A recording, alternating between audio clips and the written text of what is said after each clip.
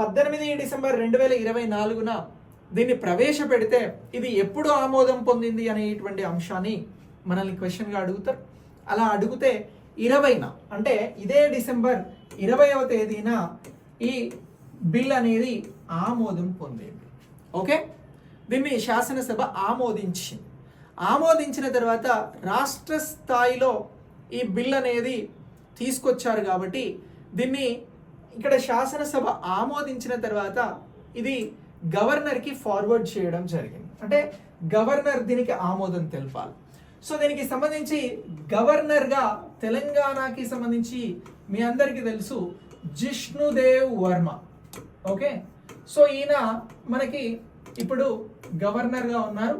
ఈయన త్రిపుర రాష్ట్రంకి సంబంధించినటువంటి ఇతను గవర్నర్ గారు ఆమోదం తెలపడం జరిగింది. ఎవరు ఆమోదం తెలిపారు అని అంటే గవర్నర్ గారు ఆమోదం తెలిపారు. ఎప్పుడు ఆమోదం తెలిపారు అని అంటే దీనికి సంబంధించి జనవరి 3న ఆమోదం తెలపడం జరిగింది 2025 సంవత్సరానికి సంబంధించి.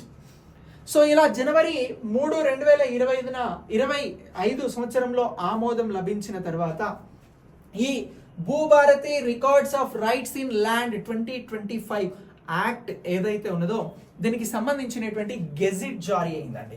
రాజపత్రం జారీ అవ్వడం జరిగింది. ఈ రాజపత్రం ఎప్పుడు జారీ అయినది అని అంటే జనవరి 4, 2025న ఇది జారీ అవ్వడం జరిగింది అనేటువంటి అంశాన్ని మనం గుర్తించాల్సి ఉంటుంది.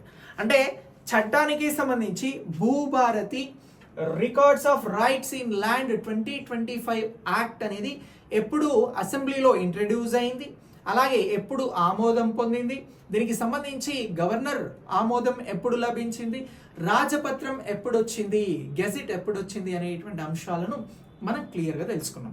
ఇప్పుడు నేను స్టార్టింగ్లో మిమ్మల్ని ఒక క్వశ్చన్ అడిగిన, మరి Bhubharati records of rights in land చట్టం అమలవుతుందా లేదా అని చెప్పేసి, ఇంకా అమలు కావడం లేదు, అమల్లోకి రాలేదు.